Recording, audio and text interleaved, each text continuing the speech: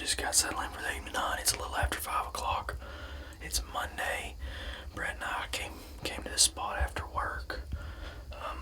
The deer cast said great for this evening, so we probably won't be able to hunt the next few days throughout this week, but next weekend's looking really good. But we want to try to sneak in one more hunt. We had our shooter after we checked cameras yesterday, daylight last Thursday, and so we coming in here, hopefully we'll lay eyes on him. The wind, the forecasted was a little bit different than what it's doing right now.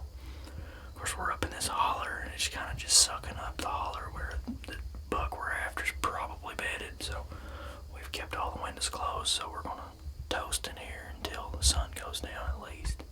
So fingers crossed that we don't booger him up and he comes in, we can fill a tag on this deer we call Cloud 9.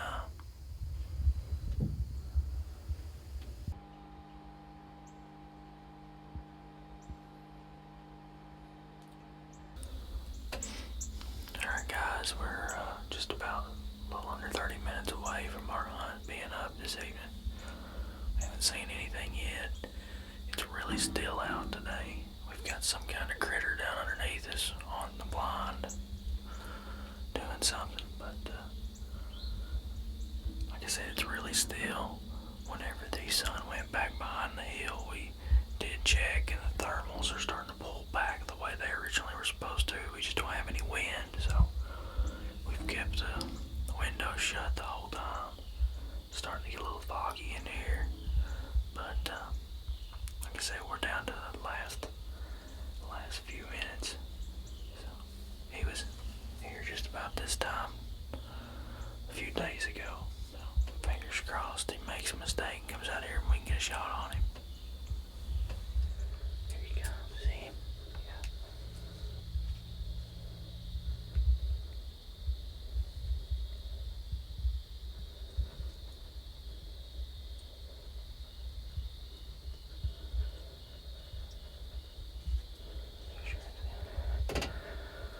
That's him.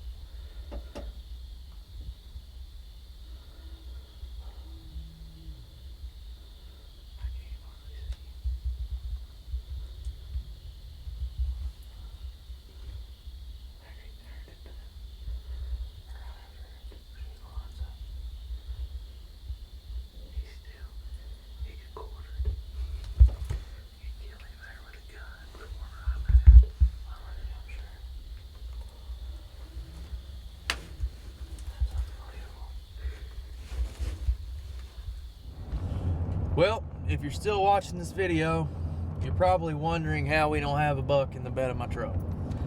But the plan, pretty much everything worked tonight except killing the deer. We got in the blind. Everything went well. It was a pretty still evening.